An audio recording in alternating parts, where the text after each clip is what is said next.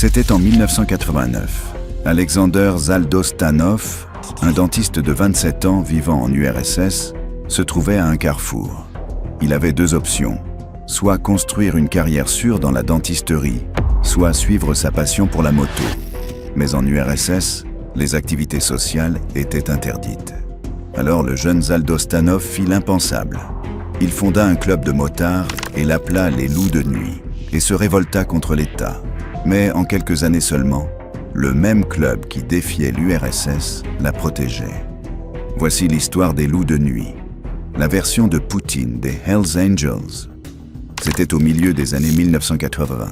Alors que l'Union soviétique commençait à s'affaiblir, une culture underground commença à prendre forme.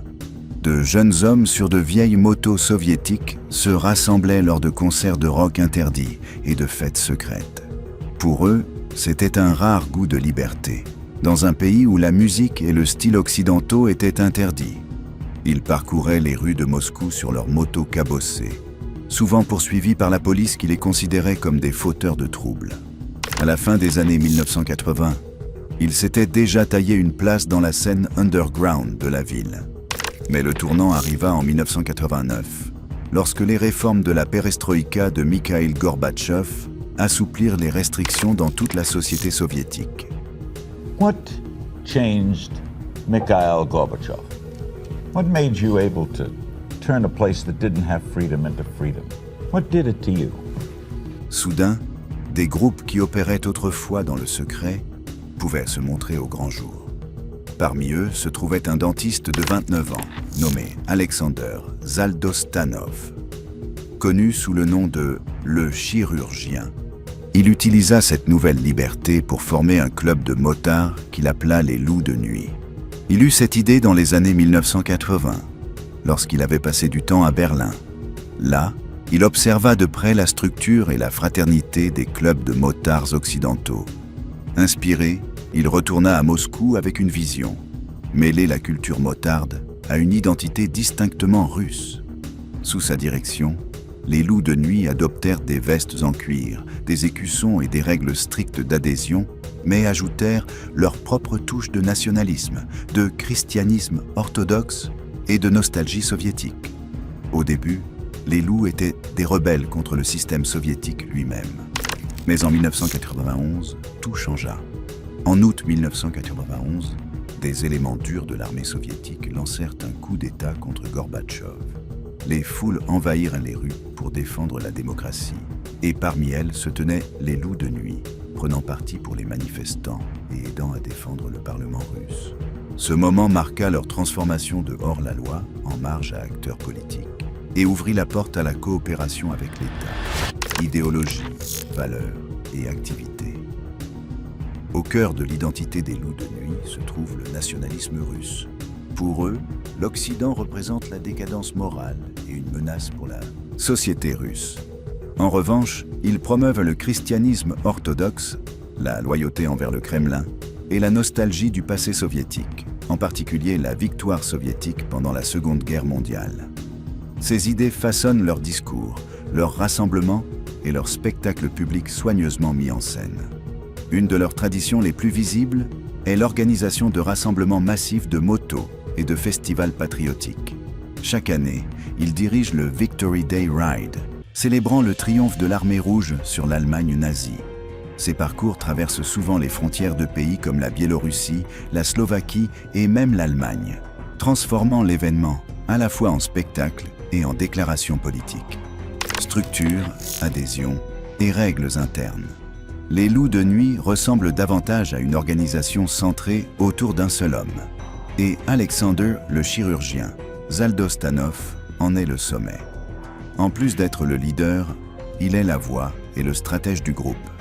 Son autorité se transmet à travers une hiérarchie stricte, donnant aux loups l'impression d'une unité militaire, plutôt que d'un club social, comme c'était à l'origine. Depuis leur siège à Moscou, les loups se sont rapidement étendus à travers la Russie, implantant des chapitres en Crimée, dans le Donbass et dans le Caucase du Nord. Leur réseau s'est vite étendu au-delà des frontières russes, avec des affiliés en Serbie, en Slovaquie, en Allemagne, en Bosnie, en Bulgarie et en Macédoine. Partout où ils s'implantent, le message reste le même. Fierté russe, foi orthodoxe et loyauté indéfectible envers le Kremlin. Processus pour devenir membre. Mais comment peut-on faire partie du célèbre MC russe? Rejoindre les loups de nuit n'est pas une tâche facile. L'entrée commence uniquement par une invitation d'un membre existant. À partir de là, les recrues entrent dans une longue période d'essai, semblable à la phase de prospect dans les clubs de motards occidentaux. Une fois acceptés comme membres en probation, les recrues doivent prouver leur valeur par leur loyauté, leur discipline et leur participation active à la vie du club. Ils assistent aux événements, suivent les ordres et montrent leur engagement envers l'idéologie du club. Nationalisme russe, christianisme orthodoxe et loyauté envers l'État. Cette étape dure généralement environ 2 ans avant que quiconque obtienne le statut de membre à part entière. Les loups sont stricts quant à l'exclusion. Pas de drogués, pas de femmes, pas d'hommes homosexuels. Les dirigeants insistent sur le fait qu'il s'agit d'une fraternité réservée aux hommes, fondée sur la tradition et l'idéologie. Les femmes peuvent participer à certaines activités, mais jamais en tant que membre à part entière. En plus du club principal, il existe des groupes pour la jeunesse et des structures de formation qui aident à préparer la prochaine génération. Ceux-ci incluent des écoles de moto, des programmes d'arts martiaux et des camps patriotiques où les jeunes sont initiés à la culture des loups. La plupart des membres viennent d'anciens États soviétiques, mais le club a également attiré des motards de Serbie et de Bosnie, séduisant des pays avec de forts liens orthodoxes. Les membres portent des écussons décorés de loups, de croix orthodoxes et de symboles soviétiques. À l'intérieur, l'atmosphère ressemble moins à un club de moto qu'à une unité paramilitaire. La discipline est stricte et la participation aux rassemblements, aux spectacles patriotiques et aux cérémonies religieuses est obligatoire. Aujourd'hui, on estime leur force entre 5000 et 7000 membres dans le monde. Mais le cœur battant de l'organisation reste à Moscou, avec Louhansk et Sébastopol, prenant une importance particulière pendant les guerres en Ukraine. Relation avec l'État russe. Les loups de nuit se sont rapidement alignés sur l'image politique de Vladimir Poutine, devenant l'un de ses alliés les plus visibles. Au fil du temps, ils ont évolué pour devenir un outil de la soft power russe. À travers des rassemblements internationaux de motards, des programmes pour la jeunesse et des spectacles patriotiques à travers l'Europe et les Balkans, ils ont projeté le message de Moscou bien au-delà des frontières russes. Pour leur service rendu à l'État, Zaldo Stanov a été personnellement honoré par Poutine et a reçu la médaille de l'Ordre de l'Honneur. De plus, le gouvernement russe a accordé aux loups des millions de roubles en subventions, dont environ 12 millions de roubles pour un centre pour la jeunesse Patrio à Sébastopol. Горжусь его дружбой, и он, значит, во мне пусть видит своего плеча. L'Église orthodoxe russe a également béni publiquement leur trajet, ajoutant une dimension religieuse à leur message politique. Poutine est apparu avec les loups de nuit lors de plusieurs rassemblements publics, le plus célèbre étant en 2011, lorsqu'il a conduit un tricycle aux côtés d'Alexander le chirurgien Zaldo Stanov à Sébastopol. C'était la première fois qu'un chef d'État participait ouvertement aux activités d'un club de motards dans le monde. Poutine a exploité leur image de masculinité, de rébellion et de loyauté envers la nation russe. C'était une pièce de théâtre politique soigneusement mise en scène, fusionnant le pouvoir de l'État avec l'attrait d'une sous-culture pour créer un nouvel icône de la puissance russe. We begin today with an article by Agency France Press about the Nightwolves, a pro-Putin motorcycle gang from Crimea, which is helping Russian-backed militants in eastern Ukraine. Rôle en Ukraine. Lorsque la Russie a entrepris l'annexion de la Crimée au début de 2014, les loups de nuit devaient aider l'État. Ils ont joué un rôle sur le terrain. Les membres du chapitre de Sébastopol ont contribué à établir des barrages sur les principales routes menant à la ville. Ils ont patrouillé dans des zones stratégiques et participé à la saisie de sites tels que le siège des forces navales ukrainiennes à Sébastopol. Alexander Zaldostanov et d'autres figures clés du club ont coordonné étroitement avec les forces pro-russes. Ils ont distribué de la propagande, recueilli des informations et soutenu des unités civiles d'autodéfense pendant la prise de contrôle. Dans la région du Donbass, l'implication des loups s'est intensifiée. Les chapitres locaux ont aidé à organiser des milices séparatistes, ont gardé des points de contrôle et, dans certains cas, des membres ont combattu aux côtés de ces forces. Leurs actions ont attiré l'attention internationale et ont entraîné des sanctions. Les États-Unis, l'UE, le Canada et d'autres ont ciblé les loups de nuit et Zaldo Stanov. Ces sanctions ont été imposées en raison de leur participation à l'annexion de la Crimée, au recrutement de combattants et au soutien aux opérations séparatistes dans l'est de l'Ukraine. En plus des aspects militaires ou paramilitaires, les loups de nuit ont déployé la soft power. Ils ont animé des programmes patriotiques pour la jeunesse, des événements culturels, des rassemblements et des Victory Rides pour promouvoir un récit de nationalisme russe. Ces spectacles et événements sont souvent soutenus par l'État, largement diffusés et servent à renforcer le soutien du public aux politiques russes en Ukraine et au-delà. Pour marquer le 5e anniversaire de l'annexion de la Crimée par la Russie, les loups de nuit ont organisé un rallye et une course entre Simferopol et Sébastopol. Ce n'était pas seulement une balade, c'était une célébration de ce qu'ils appelaient la justice historique, un message politique enveloppé dans un spectacle. Après 2014, les loups sont devenus des défenseurs culturels de l'annexion. Leurs immenses spectacles à Sébastopol mêlaient musique, théâtre et symbolisme militaire, attirant des dizaines de milliers de personnes. Ce n'étaient pas des performances neutres, c'étaient des défilés patriotiques conçus pour glorifier la prise de contrôle par la Russie. Cette position a eu un coût au niveau international. Leur soutien à l'annexion les a placés sur la liste des sanctions de la Maison-Blanche. Mais à l'intérieur de la Russie, l'histoire était différente. Méthode d'influence. Les loups de nuit utilisent un ensemble de méthodes très créatives pour façonner l'opinion publique et influencer la jeunesse. Leurs activités sont soigneusement conçues pour séduire les croyants orthodoxes et s'aligner sur les valeurs traditionnelles. L'une de leurs stratégies les plus visibles est la restauration de sites religieux, souvent en partenariat avec l'Église orthodoxe russe. Ces efforts présentent les loups comme des protecteurs de la foi et de la tradition, renforçant leur alignement avec le nationalisme religieux soutenu par le Kremlin. Parallèlement, ils investissent dans la construction de centres culturels et de clubs pour la jeunesse, qui servent de centres pour l'éducation patriotique. Et comment pourraient-ils oublier les activités patriotiques? Ils organisent des pèlerinages annuels à moto, des défilés pour la journée de la victoire et des festivals à travers la Russie et l'Europe de l'Est. Pour financer leurs opérations, les loups fonctionnent comme un réseau d'affaires. Ils gèrent des discothèques, des salons de tatouage et des lignes de produits dérivés, vendant des vêtements et accessoires de marque qui transforment leur identité politique en un mode de vie. Entraînement au combat et activités paramilitaires. L'entraînement au combat revêt une importance significative pour le club, et ils sont également affiliés à Wolf Holding of Security Structures, UISS, désigné par le Trésor américain comme appartenant au club de motards Night Wolves.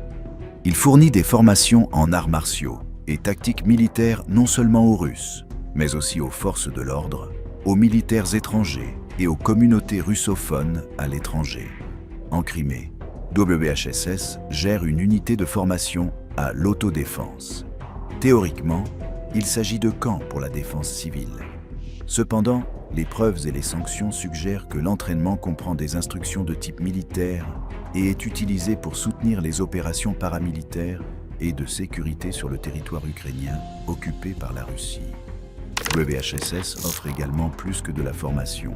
Ses services comprennent apparemment la protection armée, des véhicules blindés, l'installation de systèmes de surveillance et de contrôle, ainsi que des équipes de préparation spéciale. Dans les zones revendiquées ou sous l'influence de forces pro-russes, ces services brouillent la ligne entre prestataires de sécurité et acteurs para-étatiques. En raison de ses capacités et de son association étroite avec l'État russe et la direction du club, WHSS, les loups de nuit, ont été sanctionnés par les gouvernements occidentaux. Chapitre. Aujourd'hui, Ce club de motards opère dans 51 chapitres à travers le monde, étendant son influence en Russie, en Europe de l'Est et au-delà. La Russie reste son bastion, et sa présence est profondément liée au nationalisme et à la loyauté envers Vladimir Poutine. Le groupe participe régulièrement à des rassemblements pro-Kremlin, et leur leader, Alexander Zaldostanov, a même été porteur de flammes aux Jeux Olympiques de Sotchi en 2014. En 2016, il comptait environ 5000 membres, rien qu'en Russie, faisant d'eux une force culturelle et politique significative. Bosnie-Herzégovine. En 2018, les Loups de Nuit ont lancé une tournée dans les Balkans occidentaux, en se concentrant fortement sur la Republika Srpska, une région à majorité serbe de Bosnie-Herzégovine, avec de fortes tendances pro-russes. Le président de la Republika Srpska, Milorad Dodik, a décerné à Zaldostanov une médaille d'honneur pour sa loyauté envers la Russie. Les Loups ont également participé au défilé marquant la Journée de la Republika Srpska, une fête organisée par les Serbes de Bosnie. Cet événement est controversé et, en 2015, la Cour constitutionnelle de Bosnie l'a déclaré inconstitutionnel, accentuant les divisions dans la région. Bulgarie. Les activités des Loups en Bulgarie ont suscité de vives inquiétudes au sein de l'Union européenne. Les membres participent fréquemment à des événements organisés par l'ambassade de Russie. En 2016, des manifestations contre leur arrivée ont dégénéré en violence, alors que des nationalistes pro-russes affrontaient des militants anti-loups. Bien que les motards eux-mêmes n'aient pas été directement impliqués, leur présence fut le catalyseur évident des troubles. Monténégro. Au Monténégro, ils opèrent sous la devise « Priez Dieu et restez fidèles à la Russie ». Les autorités ont accusé certains de leurs membres d'être impliqués dans un complot d'assassinat en 2016 contre le Premier ministre de l'époque, Milo Djukanovic, que les procureurs ont lié aux efforts du Kremlin pour empêcher le Monténégro de rejoindre l'OTAN. Les Loups ont également tenté d'interrompre des rassemblements pro-ukrainiens, affirmant que ces manifestations promouvraient une rhétorique belliciste et l'intolérance religieuse. En 2014, ils ont réalisé un pèlerinage à moto au Monténégro dans le cadre de leur tournée Balkans russes, un événement activement promu par l'ambassade de Russie à Podgorica, soulignant à quel point leurs activités sont alignées sur les intérêts de l'État russe. Ukraine. Le rôle des Loups en Ukraine a toujours été sous les projecteurs. En mars 2014, ils se sont rendus en Crimée, où ils ont installé des barrages routiers, collecté des renseignements et diffusé de la propagande lors de la prise de contrôle par la Russie. Ils ont ouvertement soutenu le récit du Kremlin, selon lequel les soi-disant fascistes ukrainiens, soutenus par la CIA, avaient renversé un gouvernement pro-russe légitime.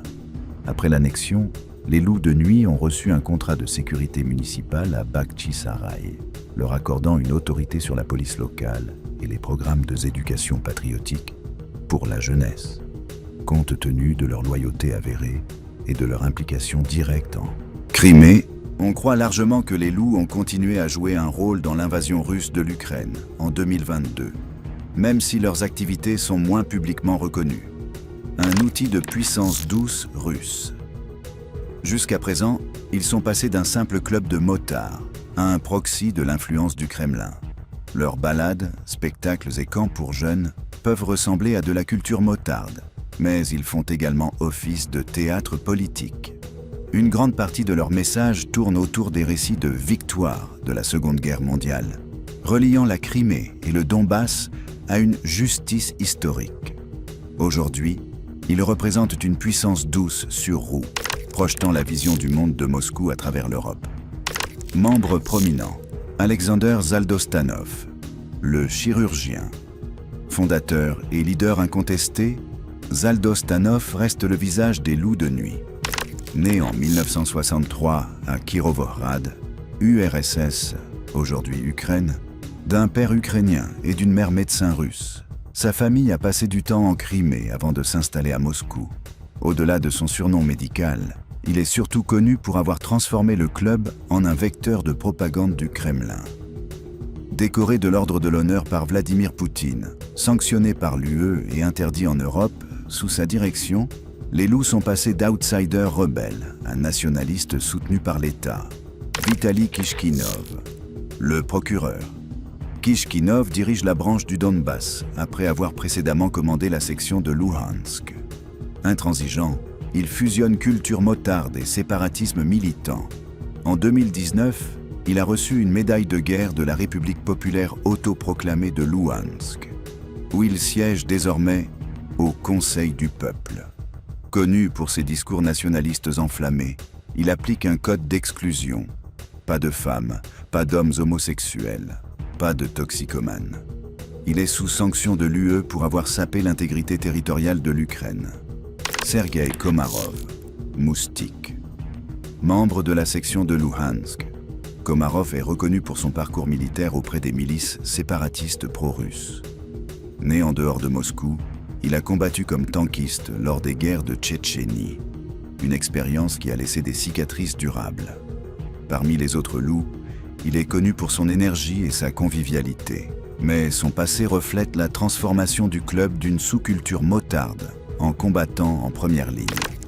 Denis Kuznetsov, commandant adjoint de la section de Luhansk, Kuznetsov a rejoint les loups au début des années 1990.